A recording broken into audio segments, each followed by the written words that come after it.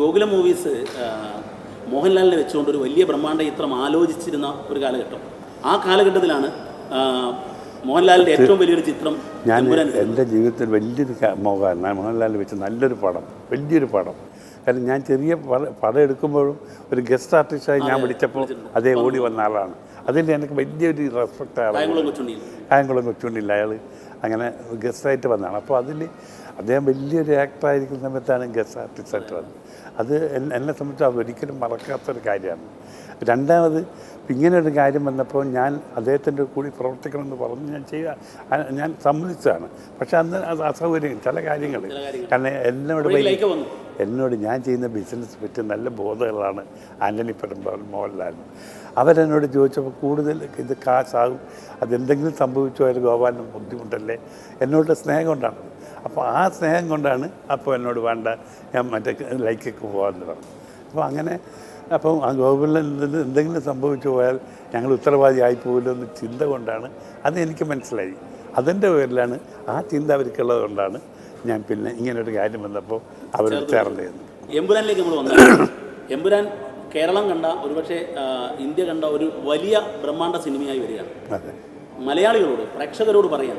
കാരണം ഈ സിനിമ നെഞ്ചിലേറ്റ് വിജയിപ്പിക്കേണ്ടത് മലയാളത്തിൻ്റെ ഒരു ഉത്തരവാദിത്തമാണ്. കാരണം ഒരു പാൻ ഇന്ത്യൻ സിനിമ, ഇത് വിജയിച്ചേ മതിയാവും. കാരണം മലയാള സിനിമയ്ക്ക് ഒരു അംഗീകാരം കിട്ടാൻ.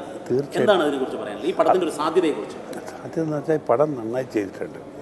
അതായത് ഡയറക്ടർ എന്ന രീതിയിൽ ഏറ്റവും നല്ല ഒരു ഡയറക്ടർ എന്ന് നിരൂപിക്കാൻ കഴിവുള്ള ഒരു പ്രവർത്തന ശൈലിയാണ് ഈ എമ്പുരാൻ്റെ ശ്രീ പൃഥ്വിരാജ് കാണിച്ചിട്ടുള്ളത്.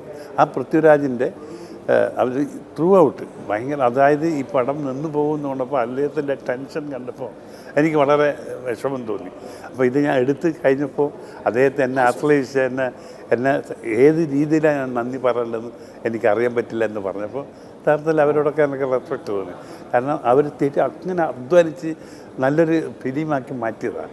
അതിന് വേറെ രീതിയിലാകാൻ പാടില്ല എന്ന രീതിയിലാണ് ഞാനും ചിന്തിച്ചത്. എൻ്റെ സുഹൃത്തുക്കളാണ് ഇതൊക്കെ. അദ്ദേഹത്തിൻ്റെ അമ്മ എൻ്റെ വലിയ ആരാധികയാണ്. അപ്പം മാത്രമല്ല അവർ സഹോദരൻ ഇന്ദ്രജിത്ത് നമ്മൾ ഒരു നല്ല സുഹൃത്താണ്. അത് എൻ്റെ ഒരു പടത്തിൽ വേറെ പടത്തിൽ അഭിനയിച്ചാണ്. അപ്പോൾ അങ്ങനെയുള്ള ഒരു ഫാമിലി ആയിട്ടുള്ള ഒരു നല്ലൊരു ബന്ധം ഞങ്ങളുണ്ട്. അപ്പോൾ അദ്ദേഹത്തിൻ്റെയും കാര്യങ്ങൾ നമ്മൾ ആലോചിക്കേണ്ടിയിരുന്നു. അപ്പോൾ എല്ലാം കൊണ്ടും ഒരു സന്തോഷമായ ഒരു കാര്യമായിട്ട് എനിക്ക് തോന്നുന്നു. ഈ സിനിമ ഇത്രയും കോടികൾ പിരിക്കണം, നമുക്കൊരു 200 കോടി വരുമാനമൊക്കെ വരണം, അതിന് മുകളിലേക്ക് പോകണം. 200 കോടി 300 കോടി ബോക്സിലൊക്കെ എത്തുമെന്നാണ് ഇപ്പോൾ പ്രതീക്ഷകൾ. അങ്ങയുടെ ഒരു പ്രതീക്ഷ എങ്ങനെയാണ് നിർമ്മാതാവ് എന്നുള്ളതിൽ? എമ്പുരാൻ ഒരു ഇന്ത്യയിൽ ഏറ്റവും കൂടുതൽ റെക്കോർഡ് കളക്ഷൻ തരുന്ന ഒരു സിനിമയാണ്. റെക്കോർഡെന്ന് വെച്ചാൽ ഇപ്പോൾ ഈ 48 മണിക്കൂർ കൊണ്ട് 10 ലക്ഷം ടിക്കറ്റുകൾ വിറ്റൊഴിഞ്ഞെന്നാണ്. അത് വലിയ ചരിത്രം മലയാള സിനിമയിൽ. അത് മാത്രമല്ല, ലോകത്തിൽ ഇന്ത്യ വിട്ടുള്ള രാജ്യങ്ങൾ എത്രയോ കോടിക്കണക്കിൽ വിറ്റ് കഴിഞ്ഞു. 150 ലക്ഷം ടിക്കറ്റ് വിറ്റ്, 150 ലക്ഷം ടിക്കറ്റുകൾ വിറ്റുന്നതാണ്. അപ്പോൾ അങ്ങനെ അത്തരത്തിലുള്ള ഒരു ബാക്ക്ഗ്രൗണ്ട് അതിനുണ്ട്. അതെന്തുകൊണ്ടാണെന്ന് അറിയില്ല. നല്ല പബ്ലിസിറ്റി ഉണ്ടായിരുന്നു. ജനങ്ങളത് എന്തോ ഒന്ന് വരുന്ന മാതിരിയാണ് തോന്നുന്നത്. ജനങ്ങൾ ഒരു നന്മക്കൊരു ഇതുണ്ടാവും. അപ്പോൾ എന്തിനൊരു വരുമ്പോൾ ഒരു നല്ലത് വരാൻ സമയത്ത് നമുക്കൊരു തോന്നുന്നൊരു ഫീലിംഗ് ഇല്ല. ആ ഫീലിംഗ് എനിക്കുണ്ട്. ഈ സിനിമാ പ്രവർത്തകരുമായിട്ട് ഞാൻ മിക്കവാറും സിനിമാ സംവിധായകരോടും നിർമ്മാതാക്കളോടും സംസാരിക്കും. എന്തിനേറെ നമ്മുടെ കൃഷ്ണമൂർത്തി ഉൾപ്പെടെ സംസാരിക്കുമ്പോൾ ഈ ഗോകുലം ഈ സിനിമയിൽ എൻട്രി ചെയ്തപ്പോൾ വന്നൊരു പബ്ലിസിറ്റി ഉണ്ടല്ലോ, അതൊരു വൻ പബ്ലിസിറ്റിയാണ്.